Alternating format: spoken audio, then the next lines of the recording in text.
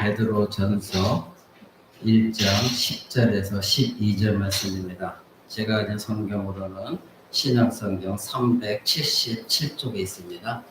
베드로전서 1장 10절에서 12절 말씀. 찾으신 줄 알고 제가 여러분 앞에 읽어드립니다.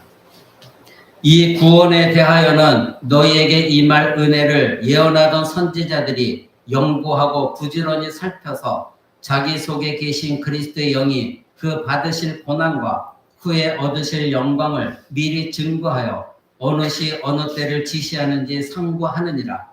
이 성긴 바가 자기를 위한 것이 아니요 너희를 위한 것이니 계시로 알게 되었으니 이것은 하늘로부터 보내신 성령을 힘입어 복음을 전하는 자들로 이제 너희에게 고한 것이요 천사들도 살펴보기를 원하는 것이니라. 아멘. 이제 우리 하나님 말씀 듣고자 합니다. 우리 계속해서 베드로전서 강의를 듣고 있고 오늘은 6번째 시간으로 우리가 믿는 정경, 즉 신자인 저와 여러분이 믿고 있는 성경, 이것에 대해서 말씀을 나누고자 합니다. 지난 시간에는 여러분들이 이 선지자들 그리고 천사들까지도 신약에 있는 성도들을 부러워한다. 그래서 선지자들이 하나님 말씀을 전했는데 이 선지자들이 전한 말씀이 어떻게 구원이 신약 시대에 이루어지는가, 메시아는 어떤 방식으로 오셔서 어떻게 죽으심으로 어떤 구원을 얻는가, 그것에 대해서 세밀하게 살폈고 그것을 또 기록함으로 말미암아 우리를 섬겨주었다, 그렇게 말씀을 드렸습니다. 선지자들뿐만 아니라 하늘에 있는 천사들까지도 하나님의 이 구원이 어떻게 이루어지는 것인가, 이것을 구절에 살폈고 그리고 천사들을 우리를 섬겨주었다, 이것에 대해서 말씀을 드리면서 신약 성도들은 이와 같이 구약의 성도들보다 하나님의 특별하신 은혜를 더욱더 받은 그런 신약 시대 성도들이다. 그래서 저와 여러분들은 그런 하나님의 큰 은혜를 잊지 말아야 된다, 이와 같이 말씀을 드렸습니다. 오늘은 지난주와 같은 본문 말씀을 가지고 이제 이 선지자들이 그렇게 우리가 얻을 구원에 대하여 은혜에 대해서 예언했던 이 선지자들이 부지런히 연구하고 살핀 것, 그것이 곧 성경이라는 것입니다. 그것이 성경으로 기록되어서 우리에게 전해졌고 그것이 우리가 지금 붙들고 있는 성경 66권, 즉 정경, 이것에 대해서 함께 말씀을 나누고자 합니다. 저와 여러분은 성경이 구약과 신약 두 부분으로 나누어졌다는 걸 분명히 알고 있고 그리고 이 책들은 정경이기 때문에 여기에 대해서 그 어떤 이의도 제기할 수 없다. 이것은 우리는 믿고 있는 신자들입니다. 그러기에 우리의 신앙의 확실성은 이 성경에 대한 믿음으로부터 나오는 것입니다. 여러분들이 이 성경의 말씀이 하나님의 말씀이 아니라고 생각되어진다면 여러분의 믿음은 헛된 믿음이 되어지는 것이죠. 여러분들이 알다시피 인간이라는 것은 믿음에 따라 행동을 하는 것입니다.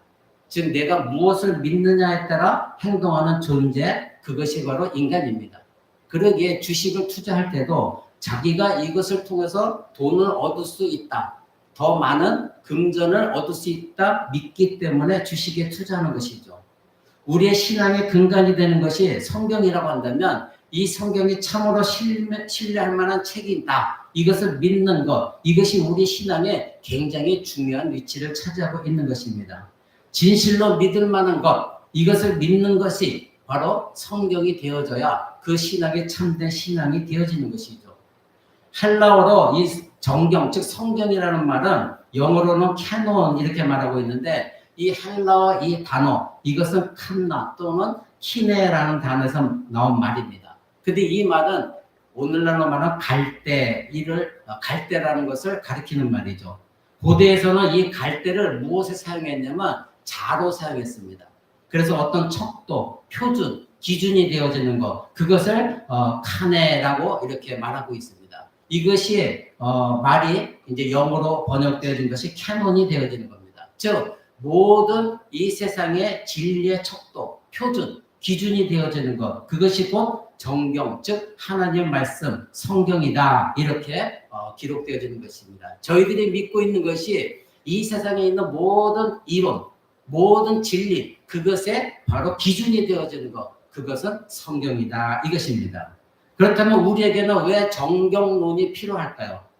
한국교회 대부분의 성도들은 이 성경이 하나님의 말씀이다 이렇게 믿는데 어려움은 별로 없습니다. 극소수의 급진적인 신앙을 가진 교회나 그런 또는 이단에 속한 성도가 아니라고 한다면 이 성경이 곧 정경이야 이렇게 말하지 않더라도 다 그렇게 믿고 있습니다. 그러기에 이것이 꼭 성경은 정경이다 이런 것에 대해서 의심할 사람은 거의 없는 것이죠. 그러나 우리 신앙의 확실성을 위해서 저와 여러분들은 이 성경이 정경이다 이것을 꼭 알고 믿고 그래서 여러분이 알아야만 다른 사람에게도 가르칠 수가 있는 겁니다. 우리는 스스로 생각할 때 믿음이 있다 이렇게 여기면서도 가끔 어떤 문제에 봉착할 때에는 내가 맹목적으로 믿고 있었구나 이렇게 생각할 때가 종종 있을 것입니다. 신앙이 좋아서 믿었다기보다는 관성적으로 믿어오는 신앙이 있을 수 있다 이겁니다. 그러니까 내가 믿고 있을 뿐 우리는 간혹 내 믿음이 근간이 흔들릴 때 어떤 문제를 만날 때 우리에게 필요한 것은 보다 확실한 신앙의 근거가 있어야만 여러분들의 신앙이 흔들리지가 않는 것입니다. 신천지가 많이 자랑하는 것 중에 하나가 무엇입니까? 저에게도 계속해서 편지가 날라옵니다. 대부분이 신천지에 빠지는 사람들, 그 사람들이 장로나 권사들이 많다고 해요. 그리고 오래 교회 생활한 사람들이 많다고 합니다. 그래서 그들은 자랑합니다. 많은 교회 목사와 권사, 장로들이 우리 신천지에 들어오고 있다. 그래서 목사들도 많이 있다. 이것을 굉장히 자랑합니다. 저에게도 편지가 올 때에 목사님도 우리 한번 대화를 해보면 자기들이 진리라는 걸 알게 될 것입니다. 이런 편지가 계속 날라옵니다. 그런데 목사나 장로나 권사들 이런 분들은 대부분이 강력한 열정을 가지신 분들이에요. 신앙에 대해서 열정을 갖고 있는 것이죠. 그런데 왜 이 열심을 가진 사람들이 그렇게 신천지에 많이 넘어가느냐? 신앙에 대한 본질적인 배경 이것이 없었기 때문에 그렇습니다. 무언가는 열심히 배웠어요. 무언가는 열심히 섬겼습니다. 그리고 교회 생활도 굉장히 오래 했습니다. 봉사도 많이 했습니다. 그런데 이거 모든 것들이 진리, 즉 하나님의 말씀에 따라 한 것이 아니다 보니까 신천지가 가르쳐주는 성경에 가서 한번 들어보니 그것이 진리처럼 느껴지는 거예요. 그러니까 스스로 넘어가는 겁니다. 그러니까 이거는 오늘날 한국 교회도 문제가 많은 것이죠. 성도들에게 성경에 말하고 있는 진리, 즉 교리가 무엇인지 분명히 가르쳐주지 않았기 때문에 맹목적으로 교회에 헌신하는 것만 가르치고 그러다 보면 여러분의 복이 올 것이다 가르치다 보니 교리에 대해서 눈이 어두워진 거예요. 그래서 성경에 말하고 있는 진리가 무엇인지를 배우지 못한 상황 속에서 신천지가 교리를 가지고 치고 들어오다 보니 그것은 내가 듣도 보지도 못했던 성경의 말씀이네 거기에 넘어가게 되는 것이죠. 이런 관점에서 볼 때 우리에게 있어서 이 신앙의 확실한 근거는 굉장히 중요합니다. 여러분들이 왜 믿음을 갖고 있느냐? 성경에 대한 여러분의 관점이 무엇이냐 이겁니다. 바로 신앙에 대해서 여러분들 확실한 근거, 핵심이 되는 것, 척도가 되어지는 것은 여러분들이 무엇을 믿고 있느냐예요. 무엇에 대한 확실한 신뢰를 갖고 있느냐 이겁니다. 과연 여러분들은 이 성경 말씀이 확고부동한 하나님의 말씀으로서 이 성경을 대하고 있느냐 이것입니다. 아니면 이 성경의 말씀은 이렇게 되어 있는데 또 이럴 수도 있지. 성경이 꼭 하나님의 말씀이라고 할 수는 없잖아. 이런 마음을 갖고 있다고 한다면 여러분의 믿음은 흔들릴 수밖에 없는 겁니다. 사랑하는 성도 여러분, 현대인들은 과학을 굉장히 좋아합니다. 그래서 과학에 대한 맹종이 도를 넘은 상태가 지금 현대인들에게 많이 영향을 미치고 있죠. 과학을 너무나 지나치게 믿고 있는 것이죠. 그래서 과학을 좋아하는 사람들은 사람들에게 일어나는 감정이라든가 의지라든가 이성에 대한 관심까지도 과학적으로 풀어나갑니다. 그래서 이성을 좋아하는 것도 어떤 뇌의 활동 때문에 그런 것이다. 그래서 호르몬이 작용하기 때문에 이성에 대한 감정이 일어나는 것이다. 이렇게 과학적으로 풀어나갑니다.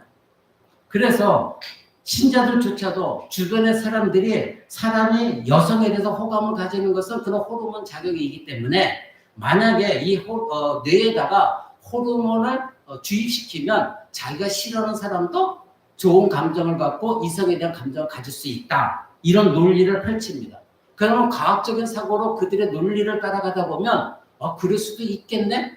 신자들조차도 그것을 받아들이는 것. 이것이 오늘날 과학적인 사고인 것이죠.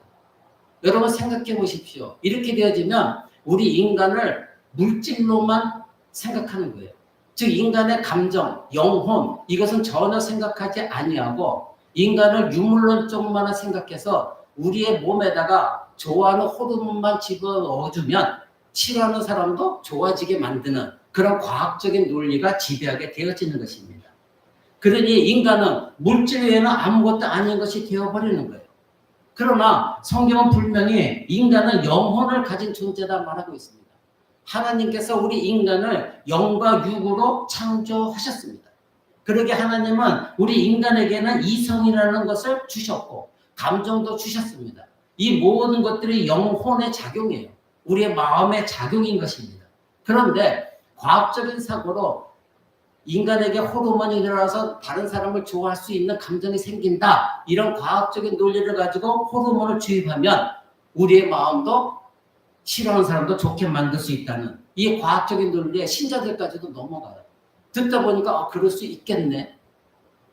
사랑하는 성도 여러분, 요즘 여러분들이 많이 듣는 것 중에 하나가 무엇입니까? MBTI라는 겁니다. 이 MBTI라는 거는 단순한 통계학입니다.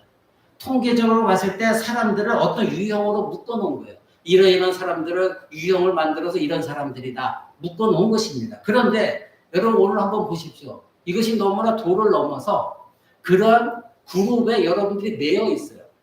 그래서 누구를 생각할 때도 저 사람 무슨 형이다. 저 사람 무슨 형이다. 저 사람이 나와 안 맞는 것은 나는 이런 형이기 때문에 저 사람은 저런 형이기 때문에 아마 기독교의 신자들도 그렇게 생각하는 사람들, 그것을 맹신하는 사람들이 많이 있을 거예요.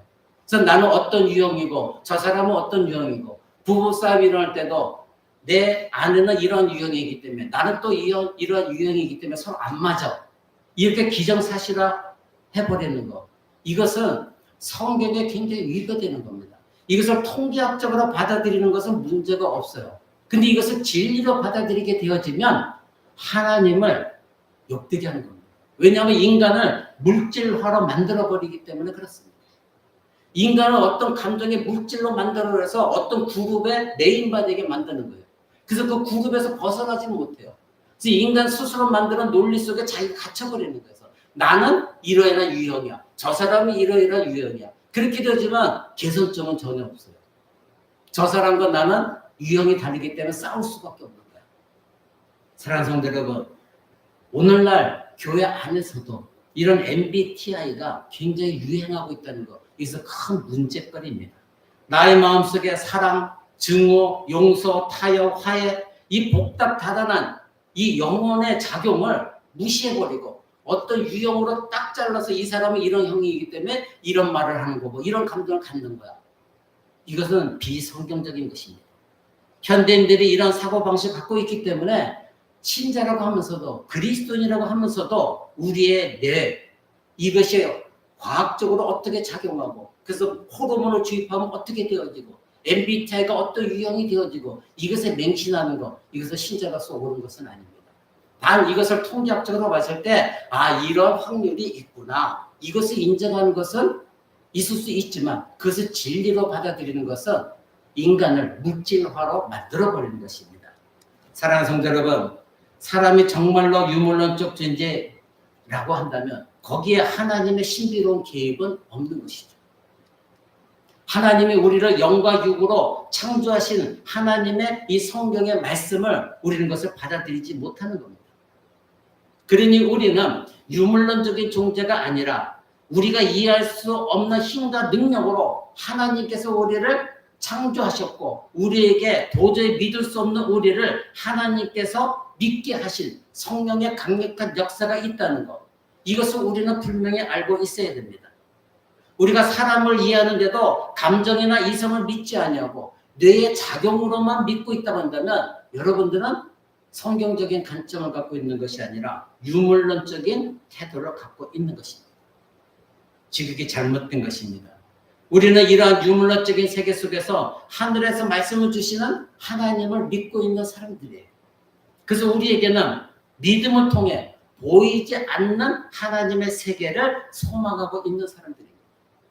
여러분들이 지금 계속해서 새벽기도 시간에 야곱의 유언에 대해서 여러분이 듣고 있습니다.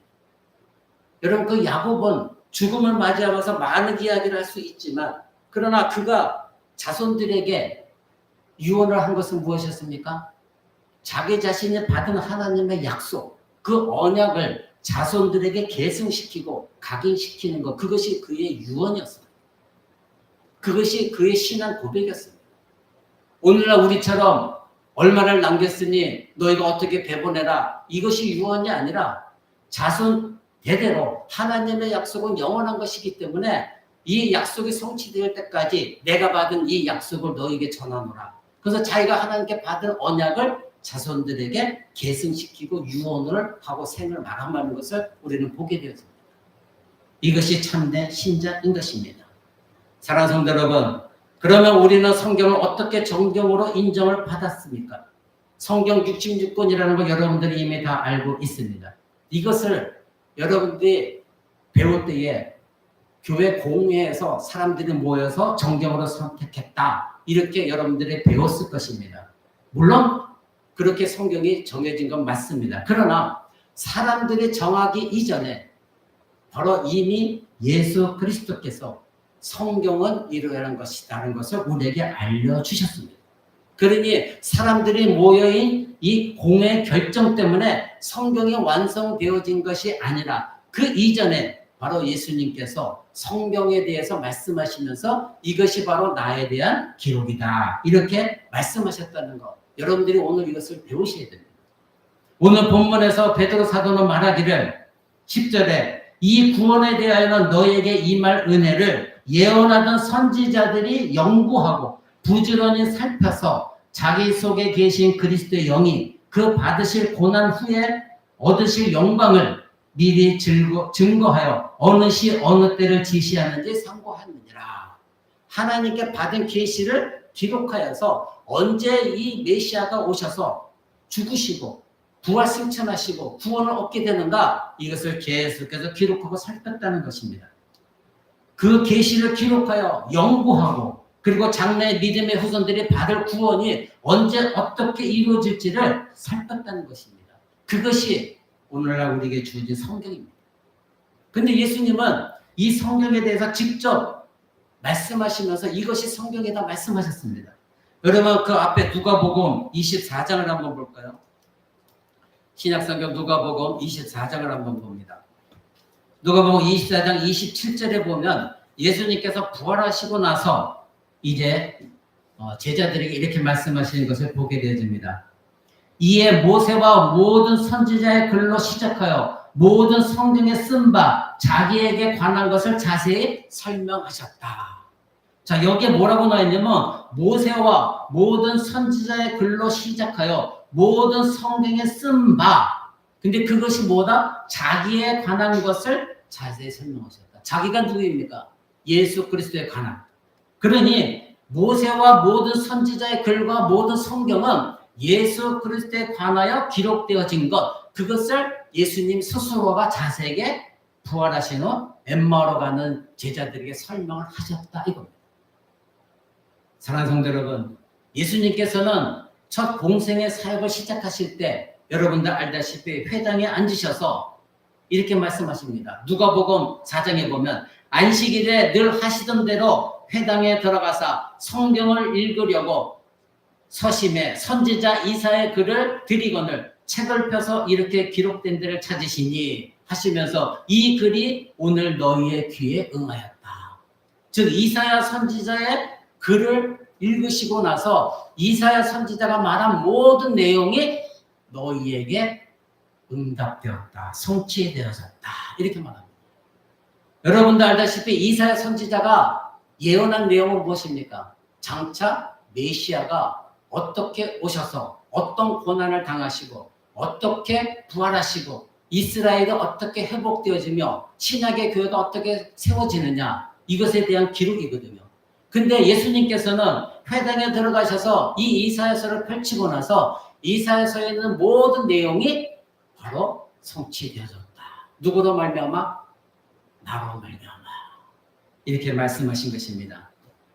지금 우리가 방금 읽었던 누가복음 24장 27절에서도 모세의 글, 즉 모세의 오경을 말하는 겁니다. 그리고 선지자의 글은 무엇입니까? 바로 역사서로부터 시작해서 선지서까지 모든 내용 이것을 말하고 있는 것이죠. 그러니 당시에 신약 성경은 예수님 당시에는 아직 기록되지 않았으니 지금 예수님 말씀하신 것은 구약에 있는 모든 내용은 나에 관한 기록이다.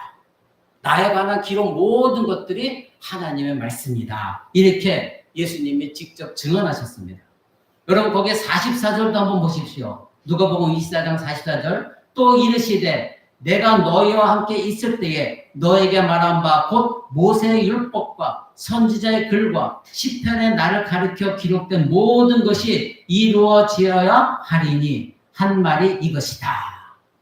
지금 예수님 하신 말씀은 내가 너희에게 말할 때 너에게 말한 것이 있는데 모세의 율법을 내가 너에게 말했다. 그리고 선지자가 말한 모든 글 그리고 시편에 기록되어 있는 모든 것 그것이 이루어져야 된다. 근데 그 이루어진 것이 누구에게서 이루어졌느냐? 나로 말미암아 이루어졌다. 여기서는 시편까지 포함해서 예수님의 말씀하고 계십니다. 이것이 바로 하나님의 말씀이다. 즉 정경이다. 이렇게 예수님이 친히 말씀하셨습니다. 우리가 이 말씀을 통해서 알 수 있는 바는 무엇입니까? 예수님께서는 성경이 아직 결정되어지지 않았다고 말씀하지 않았습니다. 나중에 후에 교회 공회에서 성경이 결정되어진다 이렇게 말씀하지 않았습니다. 바로 그런 공회가 있기 몇천 년 전부터 예수님은 친히 이 말씀이 곧 성경이다 이렇게 말씀하셨습니다. 그러니 사람이 결정해서 이것이 곧 하나님의 말씀 성경이다 한 것이 아니라는 겁니다. 두 번째로는 사람이 논의해서 정할 수 있는 것이 아니라는 거예요. 사람들이 서로 목사들이 모여 당시에는 교황, 추기경, 신학자 이런 사람들이 모여서 이것이 하나님 말씀이다 서로 논의해갖고 결정한 것이 아니라 그 이전부터 하나님이 이것은 하나님 말씀이다 이렇게 정하신 것이라는 것이죠. 그러니 시간이 지나면 이 성경이 또 더 늘어나거나 성경에 무엇을 덧붙여줄 수 있는 새로운 하나님 말씀이 있다 그렇게도 말씀하지 않으셨습니다. 그것이 우리가 갖고 있는 성경 66권인 것입니다. 그렇다고 한다면 여러분이 알고 있는 외경, 즉 로마 교회, 카톨릭이 갖고 있는 외경, 그것은 왜 정경이 아닙니까? 많은 일반 성도들이 혼동이 오는 것은 개신교의 성경과 로마 교회, 즉 카톨릭의 성경이 다르다는 것 때문에 많은 혼란을 갖고 있습니다. 그래서 하나님의 말씀이라고 성경을 자기들은 알고 있는데 왜 성경이 로마 교회와 기독교와는 다르냐? 그렇다면 교파에 따라서 하나님 말씀이 달리 정해지는 거 아니냐? 이런 의구심을 품고 혼동하기 쉽습니다. 그러나 로마 교회가, 즉 로마 카톨릭이 외경을 포함한 성경을 가진 것은 그들이 성경에 대한 잘못된 인식을 갖고 있기 때문에 그런 것입니다. 그러니 진리가 왔다 갔다 하는 것이 아니라 성경은 66권, 정경 이 66권 뿐인데 로마 교회는 외경을 따로 갖고 있습니다. 그리고 로마 캐톨릭은 외경만 갖고 있는 것이 아니라 자기 자신의 교회 전통도 갖고 있고 그리고 교부들의 전통도 갖고 있습니다. 그래서 교황이 하는 말이 그것도 성경에 포함시키고 있습니다. 그리고 자기 자신들이 이어내려온 전통도 그들은 성경으로 취급하고 있습니다. 여기에서 외경이 왜 그들을 받아들였냐면 4, 5세기경에 제롬이라는 사람이 이 로마 카톨릭에 신봉하고 있는 이 성경을 라틴어로 번역할 때에 외경까지 번역을 했어요. 그래서 성경 66권 외에 외경도 있는데 그것도 번역을 라틴어로 번역하면서 불같은 성경이라는 것을 만들었는데 거기에 분명히 이 제롬이라는 사람이 이 외경은 성경이 아니다. 분명히 못 받고 있음에도 불구하고 로마 캐톨릭에서는 같이 번역을 했기 때문에 그것까지도 포함시켜서 정경을 만든 거예요. 그러니까 하나님께서는 그 예수님이 이 땅에 오셔서 말씀을 증거하실 때 그리고 사도들도 말씀을 증거할 때 로마 캐톨릭이 가지고 있는 외경은 한 번도 인용하지 않으셨습니다. 성경은 예수님께서 말씀하시고 사도들이 말할 때에 인용한 구약에 있는 말씀 그 모든 것들만이 정경으로 취급하고 있는데 예수님도 사도들도 외경에 있는 말은 한 번도 인용하지 않으셨어요. 그래서 그 외경은 예수님조차도 인정하지 않은 외경이에요. 근데 로마 캐톨릭은 제롬이라는 사람이 그거를 라틴어로 번역했기 때문에 동시에 번역했기 때문에 그것까지도 성경이다 이렇게 주장하는 것이죠. 근데 거기에는 외설적인 내용도 많이 나옵니다. 성경이라고 정경이라고 인정되어진 것은 반드시 예수 그리스도와 그리고 그의 죽으심과 그분이 하나님이시라는 것, 그분이 부활하셨다는 것, 그분이 다시 오신다는 이 모든 내용에 포함되어져 있는 것, 그것이 성경입니다. 근데 외경은 예수님의 사생아라든가 예수님의 뭐 다른 아내가 있었다든가 이같이 시중에 놓는 많은 이야기까지도 포함되어져 있는 것, 그것이 외경이거든요. 근데 그것까지도 로마 캐톨릭은 성경으로 받아들이는 거예요. 이제 지극히 잘못된 것입니다. 사랑하는 성도 여러분, 그래서 기독교와 로마 캐톨릭은 다른 거예요. 그래서 기독교는 로마 캐톨릭을 이단이라고 말하는 이유도 그것인 것이고 로마 캐톨릭에서 세례를 받은 것을 인정하지 않는 이유도 바로 이러한 이유 때문에 그런 것입니다. 사랑하는 성도 여러분, 신약의 성경의 권위는 무엇입니까? 우리 다 같이 베드로후서 3장 16절 한번 봅니다. 베드로후서 3장 16절 한번 봅니다. 제가 가진 성경으로는 구약 성경 387쪽에 있습니다. 베드로후서 3장 16절. 제가 읽어드립니다. 또 그 모든 편지에도 이런 일에 관하여 말하였으되 그 중에 알기 어려운 것이 더러 있으니 무식한 자들과 굳세지 못한 자들이 다른 성경과 같이 그것도 억지로 풀다가 스스로 멸망에 이르느니라. 아멘. 이렇게 말합니다. 지금 베드로 사도는 베드로 후서를 쓴 이 글에서 다른 성경과 같이 이렇게 말하고 있거든요. 그러니까 베드로 사도께서 이 글을 쓰던 시기에는 신약 성경이 완성되어지는 되고 있었던 그런 시기인데 사도께서는 이 편지가 시간이 좀 지나서 교회 사람들이 공회가 이것을 성경으로 취급한다 이렇게 말하지 않았습니다. 뭐라고 되어 있습니까? 바로 무식한 자들과 굳세지 못한 자들이 다른 성경과 같이 그것도 억지로 풀다가 이렇게 말합니다. 그러니까 자기 자신이 기록하고 있는 베드로 이 전서 후서가 다른 성경과 같이 이 말한 것은 자기 자신이 지금 하나님의 성령의 말씀으로 쓰고 있는 이 편지도 성경과 같다는 것입니다. 그러니까 다른 성경과 같이 자기가 전하고 있는 이 말씀을 억지로 풀다가 스스로 멸망에 이르는 사람들이 있다. 그래 자기가 지금 보낸 편지를 성경이다 이렇게 말하고 있는 것이죠. 사랑하는 성도 여러분, 어떻게 이런 일이 가능했을까요? 만약에 성경을 기록한 사도들이 자신의 글들을 자기가 기록한 것이라고 생각한다고 한다면 어떻게 이렇게 위험천만한 말을 할 수가 있을까요? 우리는 성경이 기록될 때 거기에 어떤 요소들이 정확하게 개입되는지는 지금 상황에서 알 수가 없습니다. 그러나 한 가지 분명한 사실은 이 성경을 기록한 저자들은 자신이 기록한 이 모든 글들이 일반 인간들이 지식적으로 만들어낸 것이 아니라는 사실은 분명히 알고 있었습니다. 성령께서 감동을 주셔서 자기가 하나님의 영에 의해서 기록되어진 것이고 그리고 이 책이 내 책이 아니라 바로 하나님의 말씀, 다른 성경과 같은 위치에 있다. 이것을 분명히 밝히고 있습니다. 여러분 그 앞에 데살로니가 전서 2장 한번 볼까요? 데살로니가 전서 2장. 제가 가진 성경으로는 신약성경 329쪽에 있습니다. 데살로니가 전서 2장 13절을 보면 이렇게 말합니다. 2장 13절 제가 읽어드립니다. 이러므로 우리가 하나님께 끊임없이 감사함은 너희가 우리에게 들은 바 하나님의 말씀을 받을 때에 사람의 말로 받지 아니하고 하나님의 말씀으로 받음이니 진실로 그러하도다. 이 말씀이 또한 너희 믿는 자 가운데서 역사하느니라. 아멘. 이거는 사도 바울 선생이 기록한 것입니다. 자, 사도 바울 선생이 지금 성도들에게 말씀을 가르치고 있습니다. 그런데 이들이 그 하나님 말씀을 받아들일 때 감사함으로 받아들였는데 바로 너희가 우리에게 들은 바, 즉 사도들이 말한 바는 하나님의 말씀으로 너희가 받았다는 거예요. 사람의 말로 받지 않았다는 겁니다. 하나님 말씀으로 받았으니 진실로 그러하도다.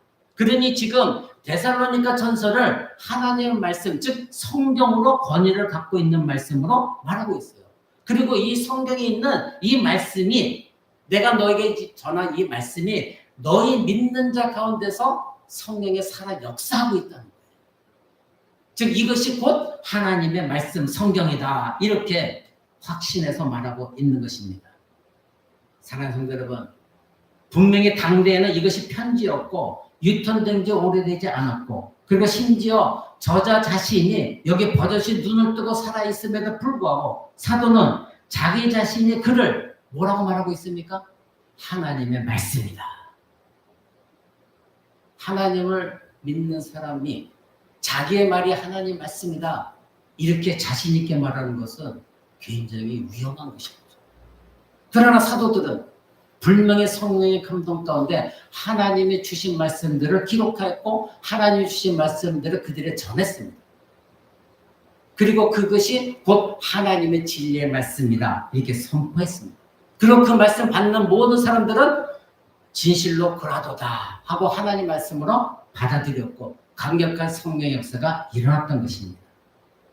사랑하는 성도 여러분, 그러기에 우리는 이런 말씀을 종합해 봤을 때에 사람들이 정해서 성경이 정해진 것이 아니라 예수님도 구약에 있는 모든 말씀들을 이것이 곧 하나님 말씀이다, 예수님 스스로가 인정하셨고, 그리고 예수님이 세우신 사도들, 그리고 예수님이 행하실 때 같이 있었던 사람들이 기록한 모든 내용, 이것이 곧 하나님의 말씀의 복음이다.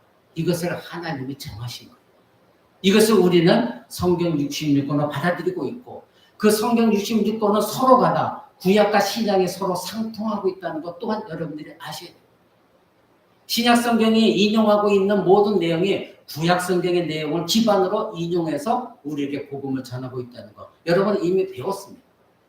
그래서 구약을 통하여 장차 일어날 신약의 시대를 우리는 구약 성경을 통해서 알 수 있는 것이고, 구약에 어떤 하나님 말씀이 계시되어졌는가는 신약 성경을 통해서 구약의 시대를 알 수가 있는 것입니다.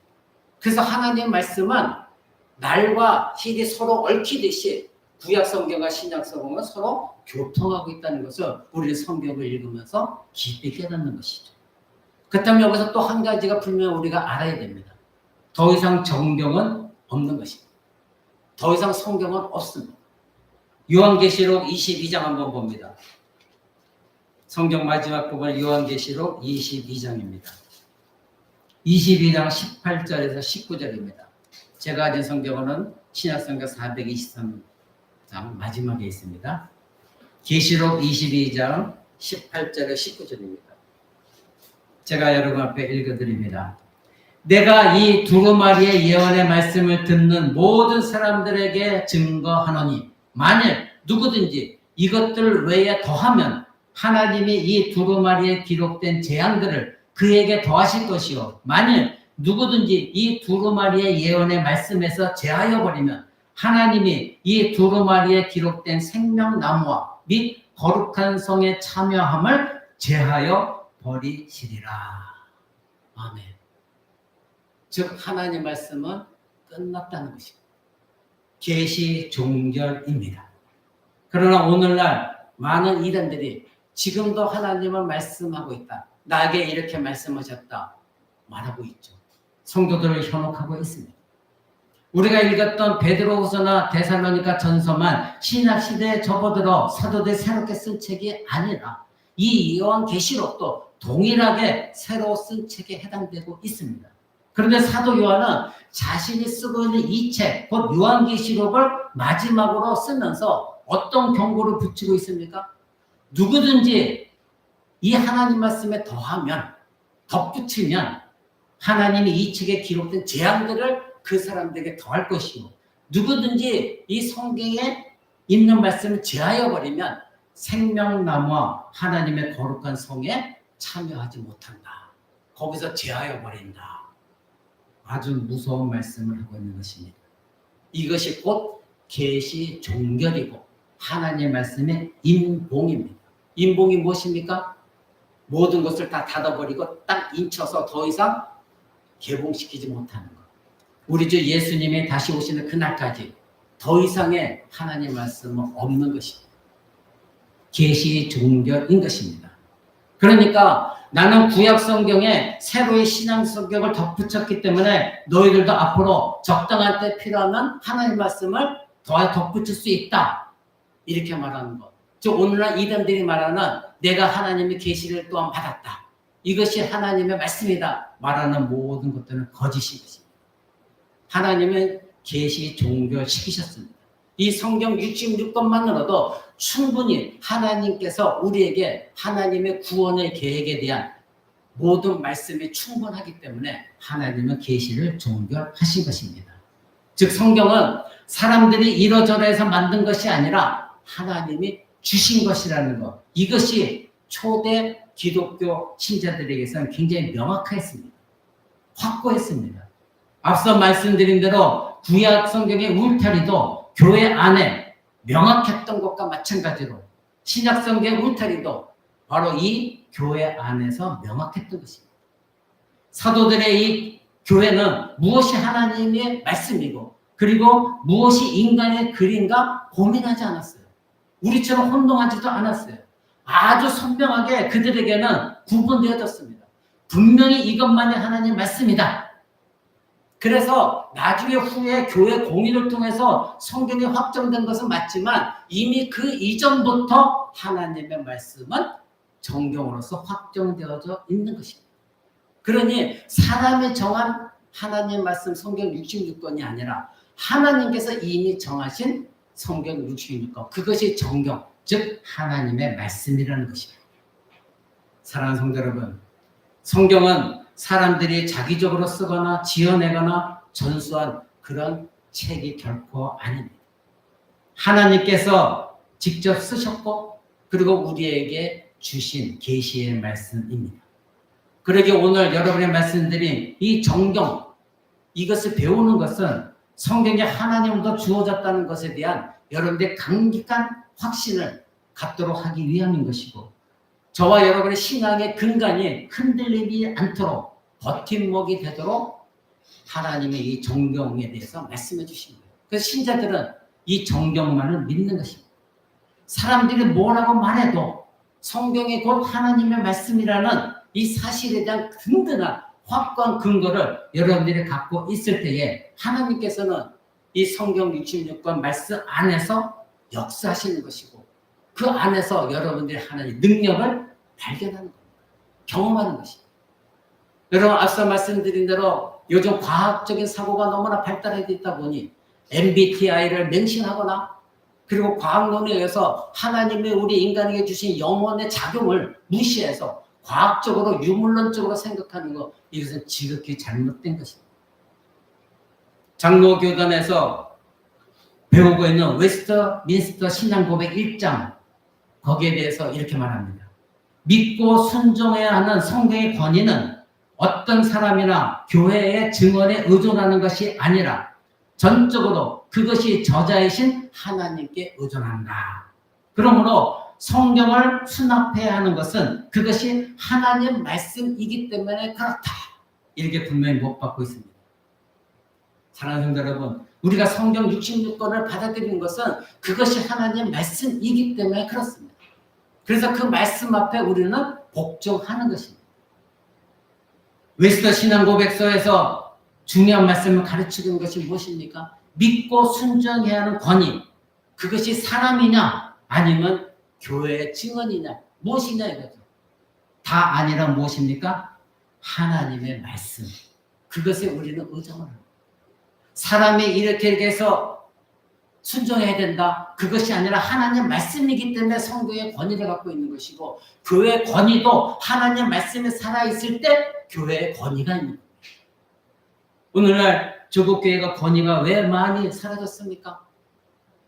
하나님 말씀만이 선포되어지지 아니하고 정치의 논리가 들어가게 되어지고 그리고 이 세상의 기복적인 신앙과 심리학적으로 사람의 상처만을 다루고 하나님 말씀이 구원이 하나님의 나라가 어떤지에서 말하지 아니하고 우리가 어떤 삶을 살아야 되는지 말하지 아니하기 때문에 교회의 권위가 점점 무너지고 강단의 권위도 무너져 내린 것입니다. 교회는 말씀이 살아있을 때 교회의 권위는 하나님이 주시는 겁니다.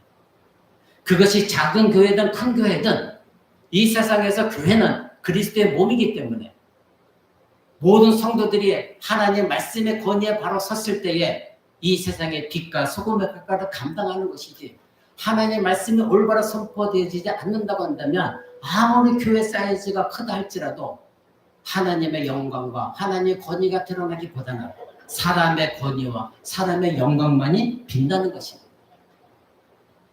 하나님은 교회의 크기를 따지지 않습니다.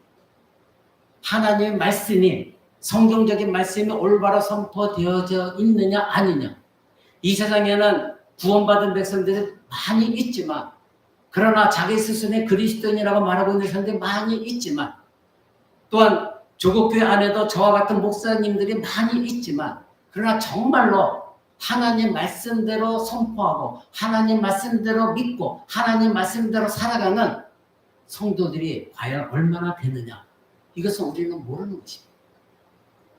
사랑하는 성도 여러분, 신앙의 아주 중요한 방향성은 여러분들이 하나님이 주신 성경 66권을 정경으로 받아들이고 그것이 곧 하나님의 말씀입니다, 확고부동한 믿음에서 나오는 것입니다. 우리의 믿음은 창조되어진 것입니다. 여러분이 노력해서 얻은 믿음이 결코 아닙니다. 그래서 성경은 우리의 믿음을 하나님의 선물이라고 말하는 것입니다. 그러기에 하나님이 주신 이 선물은 하나님의 성령을 여러분에게 주셔서 말씀을 듣고 깨닫게 하셨기 때문에 주어진 구원 그리고 믿음이기 때문에 인위적인 각색을 통하여 조작된 것이 아닙니다. 여러분이 가지고 있는 믿음은 하나님의 친히 여러분 영혼 안에서 창조하신 하나님의 작품입니다. 이것을 인간이 조작했거나 인간이 만들어낸, 또는 내가 노력해서 내가 믿었기 때문에 얻어진 믿음이 결코 아니라 하나님이 여러분에게 주신 선물입니다. 하나님이 그렇게 하기로 하셨던 것입니다. 왜냐하면 여러분들은 창세전부터 하나님이 예정하셨고 창세전부터 여러분을 선택하셨고 이때에 여러분을 하나님 말씀으로 부르셨기 때문에 하나님이 여러분의 믿음의 선물을 주신 것입니다. 그러기에 여러분의 믿음은 주어진 믿음입니다. 우리가 성경을 믿는 궁극적인 이유는 이러한 모든 사실이 우리가 합리적으로 우리 이성에 부합되기 때문에 믿는 것이 아니라 하늘로부터 오는 성령님을 통해서 우리에게 주어진 믿음 때문에 우리는 성경의 말씀을 믿음으로 받아들이고 있는 것입니다. 사랑하는 성도 여러분, 하나님은 인류 역사 내내 성령 하나님을 보내셔서 이 성경을 하나님의 말씀으로 믿는 사람들을 계속해서 창조해 오셨습니다. 그들을 거듭나게 하셨습니다. 재창조하셨습니다. 그들을 죄악 가운데 구원해 주셨습니다. 예수 그리스도 십자가 앞으로 이끌어 주셨습니다. 아무나 예수 그리스도 앞으로 나오는 것이 아닙니다. 예수님도 말씀하셨습니다. 하나님이 내게 주신 양들이 있다는 겁니다. 나의 음성을 듣는 사람들이 있다는 겁니다. 하나님이 그들을 예수 그리스도 앞으로 보내주셨습니다. 그들의 영혼을 새롭게 창조하셨습니다. 그 사람들이 바로 저와 여러분들입니다. 그러기에 우리에게 주어진 이 성경, 이것은 하나님의 말씀으로 여러분들이 확고부동하게 믿고 붙드셔야 됩니다. 과학적인 사고로, 합리적인 이성적인 사고로 이 성경을 자꾸 바라봐서는 안 되는 겁니다. 하나님의 말씀으로 아멘으로 받아들일 때 그것이 여러분의 은혜가 되어집니다. 오직 은혜, 그것이 여러분들의 하나님 말씀 믿는 사람에게만 적용되어지는 오직 은혜입니다. 다른 말로 하면 오직 성경만을 외치는 사람들은 오직 예수를 부르질 것이고 오직 성경을 부르질 것이고 오직 믿음을 부르질 것이고 오직 하나님의 영광을 부르짖을 것입니다. 그런 사람들이 정경을 하나님 말씀으로 믿는 신자들입니다. 이런 신자들 되시기를 주 예수 그리스도의 이름으로 간절히 축원을 드립니다.